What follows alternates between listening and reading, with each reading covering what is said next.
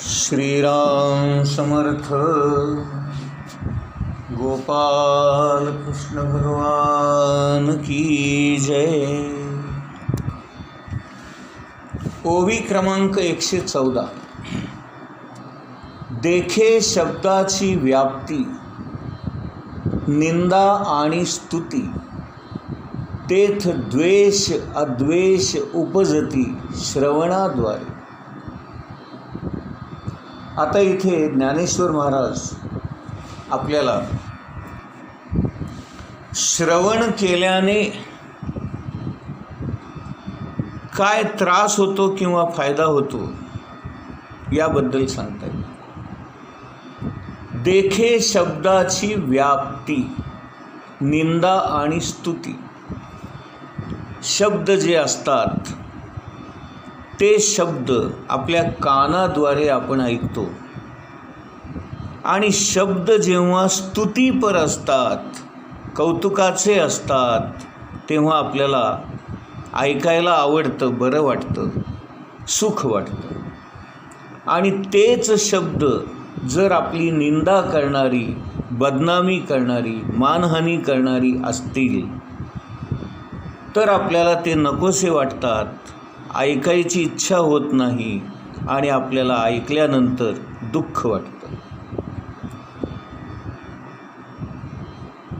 त्या शब्दांमुळे आपण दुखावले जातो आणि ते शब्द बोलणारा जो माणूस असतो तो जर आपल्या आवडीचे शब्द बोलला, आपली स्तुती करू लागला तर त्याच्याबद्दल प्रेम निर्माण होतं. आणि तोच जर निंदा करू लागला, आपला अपमान करू लागला, आपली बदनामी करू लागला तर आपल्याला त्या माणसाबद्दल द्वेष निर्माण होतो. स्तुती केली की आपण त्या स्तुतीमध्ये बुडून जातो आणि निंदा ऐकली रे ऐकली, आपले दोष कोणी सांगितले रे सांगितले की आपल्याला खेद वाटतो, दुःख वाटतं आणि त्या माणसाचा द्वेष येतो, राग येतो. शब्दाने फक्त प्रेम किंवा द्वेष उत्पन्न होईल असं नाही. ज्यांनी सर्वात मोठी, जास्तीत जास्त निंदा सोसली असेल आणि निंदक लोकांचं बोलणं सहन केलं असेल तर असे आदर्श म्हणून आपण तुकाराम महाराजांचं नाव घेतलं पाहिजे आणि त्या खालोखाल एकनाथ महाराजांचं नाव घ्यावं लागेल. सगळ्यात जास्त निंदा सोसली, सहन केली तुकाराम महाराजांनी. त्यांच्या आयुष्यामध्ये त्यांच्या वाट्याला निंदाच फार आली. अनेक लोक त्यांची निंदा करत असत, अनेक लोक त्यांचा द्वेष करत असत, अनेक लोक त्यांचा शिव्याशाप देऊन उद्धार करत असत. परंतु तुकाराम महाराज म्हणायचे, निंदकाचे घर असावे शेजारी. का? कारण तो निंदा करतो म्हणजे एक प्रकारे आपल्यावर उपकारच करतो. आपले अवगुण सांगतो, आपले दोष सांगतो, आपले दुर्गुण सांगतो. आणि ते जर आपण शांतपणाने ऐकून घ्यायची सवय लावली आणि त्या सगळ्या गोष्टींवर आपण जर मनन चिंतन करून खऱ्या अर्थाने आपण त्यांनी केलेली निंदा, त्याचा विचार करून आपल्यामध्ये बदल करून जर आपण आपलं आचरण बदललं, सुधारलं तर आपल्यामध्ये एक प्रकारे प्रगती होते किंवा आपले दुर्गुण कमी होतात, अवगुण कमी होतात आणि आपण सुधारण्याची शक्यता असते, बदलण्याची शक्यता असते. म्हणून तुकाराम महाराज नेहमी म्हणायचे, निंदकाचे घर असावे शेजारी कारण त्याच्यामुळे आपण बदलू शकतो, आपण सुधारू शकतो आणि आपल्या चुका काय आहेत, आपले दोष काय आहेत हे आपल्याला त्यांच्यामुळे कळतं. नाहीतर प्रत्येक माणसाला आपण जे करतो ते बरोबरच करतो असं वाटत असतं आणि हाच एक मोठा भ्रम आपल्या सगळ्यांचा असतो की मी जे काही करतोय ते बरोबर आहे, माझंच बरोबर आहे, माझंच म्हणणं खरं आहे, माझंच वागणं बरोबर आहे. आणि या भ्रमापुढे आपण चुकतो आहोत, आपलं आचरण चुकीचं होतं आहे, आपलं वागणं चुकीचं होतं आहे, आपलं बोलणं चुकीचं होतं आहे, या गोष्टी आपल्या लक्षातच येत नाही. आपल्या अहंकारापुढे, आपल्या कर्तृत्व भावनेपुढे, आपल्या कर्तेपणापुढे आपण सुद्धा चुकू शकतो किंवा आपल्या हातून खऱ्या अर्थाने चुका होतच आहेत हे आपण मान्यच करत नाही. आणि निंदक नेमकं हे वर्म आपल्याला दाखवून देतो. ज्ञानेश्वर महाराज म्हणतात, ही निंदा आणि स्तुती या दोन गोष्टी आपल्याला श्रवणाद्वारे प्रेम किंवा द्वेष निर्माण करतात. आणि एकनाथ महाराज म्हणतात, ज्यांनी निंदा पचवली किंवा निंदा ज्यांच्या पचनी पडली अशा माणसांना देव दूर नाही. पाठीमागून लोकांनी केलेली निंदा एक वेळ आपण सहन करू शकतो, परंतु तोंडावर केलेली, समोरासमोर केलेली निंदा आणि ती सहन करणं, ऐकून घेणं आणि शांतपणे कुठलाही प्रतिकार न करता स्वीकारणं हे फार मोठं लक्षण आहे आणि हे अत्यंत कठीण आहे. सर्वसामान्य माणसं निंदकावर तुटून पडतात, आक्रमण करतात, मारहाण करतात, त्याचा अपमान करतात, त्याला घालून पाडून बोलतात, त्याच्याशी भांडण करतात, त्याला हकलून देतात. परंतु नाथ महाराज सांगतायत, कुठलाही प्रतिकार न करता शांतपणे आपण निंदा ऐकून घ्यावी. हे फार अवघड काम आहे, कठीण काम आहे. एक उडिया बाबा नावाचे संन्यासी होते. ते एका शाळेमध्ये शिक्षकही होते. व्याकरण, न्यायशास्त्र वगैरे गोष्टी ते शिकवत असत. एकदा एक पंडित त्यांच्यासमोर आले आणि त्यांना काय वाटेल तसं बोलू लागले. उडिया बाबा अत्यंत शांत राहिले आणि जी महाराज, जी महाराज, जी महाराज एवढंच म्हणत म्हणत तो पंडित जे काही ऐकवत होता, निंदा करत होता, यांच्याबद्दल वाटेल तसं बोलत होता. हे प्रत्येक वाक्याला जी महाराज, जी महाराज असं म्हणून शांतपणे त्याचं बोलणं ऐकून घेत होते. त्याला काहीही प्रतिउत्तर दिलं नाही किंवा कोणत्याही प्रकारचा प्रतिकारही केला नाही.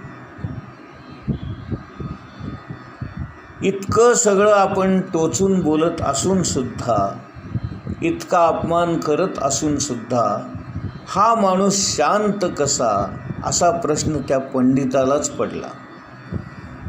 आणि शेवटी त्याला राहवलं नाही आणि म्हणून त्याने अक्षरशः त्यांची गचांडी धरून त्यांना तिथून हाकलून लावलं. उडिया बाबा शांतपणे आपल्या आश्रमामध्ये आले. आश्रमामध्ये आल्यानंतर त्याला त्यांच्या आजूबाजूच्या लोकांनी विचारलं की तो पंडित तुमचा इतका अपमान करत होता, तुम्हाला राग नाही का आला? तर उडिया बाबांनी त्याला शांतपणे उत्तर दिलं, असं आहे, ज्या दिवशी मला राग येईल त्या दिवशी माझा हा देह असणार नाही.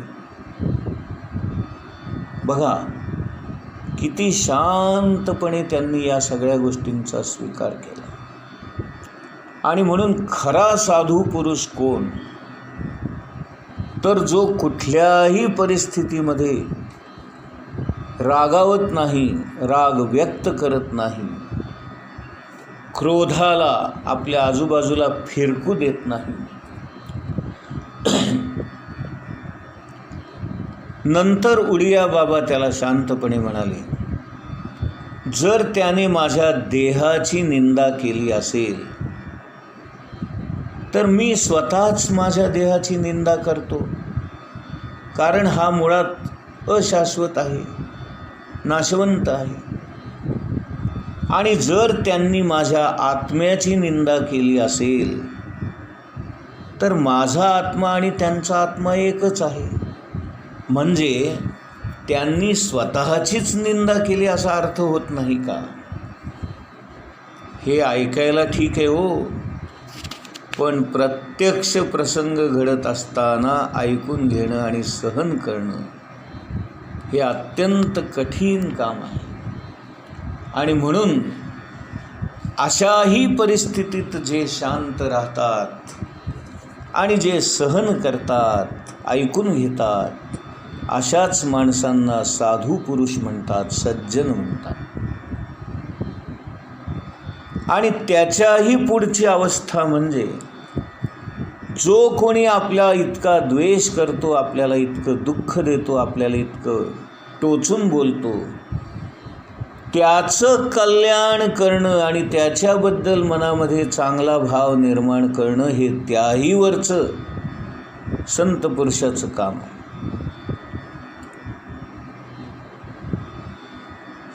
पुढची ओवी बघूया, 115 नंबर. मृदू आणि कठीण हे स्पर्शाचे दोन्ही गुण, जे वपूचेनी संगे कारण संतोष खेदा. स्पर्श म्हटला की त्याचे दोन गुण आपल्याला आढळतात, एक मऊ मृदू आणि एक कडक किंवा कठीण. त्यांचा जेव्हा त्वचेशी संबंध येतो नाही का, त्यावेळेला त्या स्पर्शाद्वारे आपल्याला संतोष वाटतो किंवा खेद वाटतो.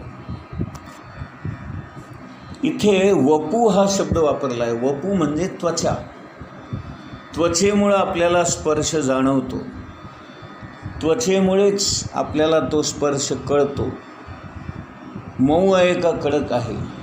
आणि या त्वचेचा त्या प्रत्यक्ष गोष्टींशी, वस्तूंशी संबंध आला की मऊ असेल, मृदू असेल, गुळगुळीत असेल, गुबगुबीत असेल तर आपल्याला संतोष वाटतो, बरं वाटतं. आणि कडक असेल, कठीण असेल, काटेरी असेल, टोकदार असेल, बोचरा असेल तर आपल्याला खेद वाटतो. परमार्थ मार्गामध्ये बरीच माणसं शरीराभोवती केवळ तरट गुंडाळून राहतात किंवा झाडाची वल्कल साली गुंडाळतात. का तर गुबगुबीत आणि मऊ स्पर्शापासून मनामध्ये कामभावना निर्माण होऊ नये म्हणून.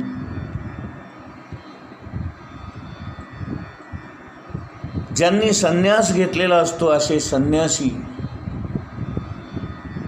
केवळ दोन वस्त्र वापरतात, एक नेसण्यासाठी, कमरेभोवती गुंडाळण्यासाठी, आणि दुसरं अंगावरून पांघरून घेण्यासाठी. म्हणून संन्यासी लोकांजवळ केवळ दोनच वस्त्र असतात, एक नेसण्यापुरतं आणि एक पांघरण्यापुरतं. त्याच्याही पुढचे काही कठोर व्रत धारण केलेले संन्यासी असतात, ते तर केवळ लंगोटी लावायचे अब्रू झाकण्यासाठी. हे सगळं का? तर त्यांना कुठल्याही प्रकारे स्पर्श आणि स्पर्शातून होणाऱ्या भावना यांचा त्याग त्यांनी केलेला असतो. सुखाचा स्पर्श, दुःखाचा स्पर्श, गुबगुबीत, मऊ, लुसलुसीत, काटेरी, बोचरात, टोकदार असे जे काही स्पर्श आपल्याला प्राप्त होतात आणि त्या स्पर्शाद्वारे आपल्या मनामध्ये अनेक प्रकारच्या भावना निर्माण होतात. आणि काम भावना जागृत करण्याचं महत्त्वाचं काम हा स्पर्श करतो. जेव्हा एखाद्या स्त्रीचा स्पर्श होतो किंवा नुसती स्त्री जरी आपण लांबून डोळ्याने जरी पाहिली तरी आपल्या मनामध्ये कामभावना जागृत होते. आणि म्हणून हे जे खऱ्या अर्थाने संन्यासी असतात ते स्त्रियांना स्पर्श करू देत नाहीत किंवा स्वतःही स्त्रियांना स्पर्श करत नाहीत, स्त्रियांपासून लांब राहतात. आणि काही संन्यासी तर स्त्रिया समोर आल्यावर डोळे मिटून घेतात, ते पाहत सुद्धा नाहीत किंवा आपलं तोंड फिरवतात. इतके ते जागरूक असतात. कारण स्त्रीचा सहवास हा कामभावना निर्माण करतो असं त्यांचं ठाम मत असतं. गोपाल कृष्ण भगवान की जय.